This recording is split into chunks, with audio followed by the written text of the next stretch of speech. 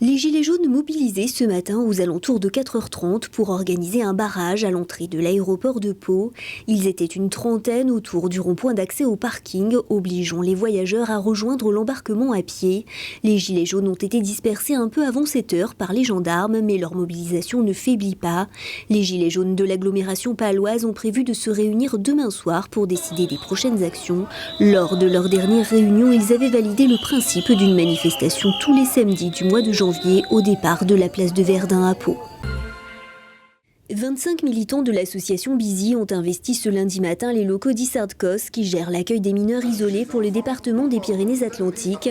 Par ce geste, les militants entendaient dénoncer certaines évaluations de mineurs isolés étrangers faites par le centre et plus particulièrement celles de 2 jeunes Guinéens.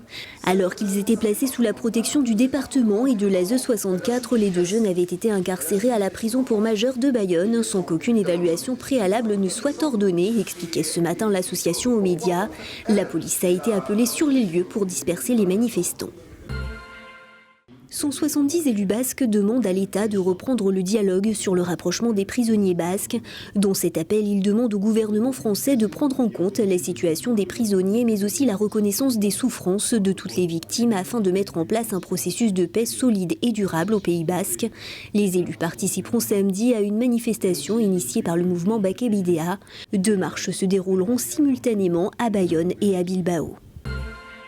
Depuis le 1er janvier dernier, la taxe de séjour sur les logements chez l'habitant proposée sur les plateformes de location comme Airbnb a augmenté. Auparavant fixée à 80 centimes par personne et par nuit, elle est désormais proportionnelle au prix de la nuitée. À Bordeaux, chaque voyageur paye donc 5% de son coût par nuit sans jamais dépasser le plafond de 2,53 € par personne et par nuit.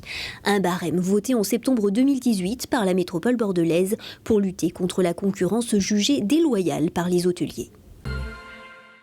Il n'y a pas que les humains qui ont recours aux ostéopathes, les animaux aussi. Julia Djirezey est ostéopathe animalier dans les Landes et ce jour-là, elle manipule une jument de 400 kg victime d'une mauvaise chute. La jeune femme est formée pour intervenir sur les animaux de compagnie mais aussi sur les animaux d'élevage. L'ostéopathie permet de redonner à l'animal son équilibre naturel. En 2 séances d'ostéopathie, cette jument a déjà retrouvé son peps.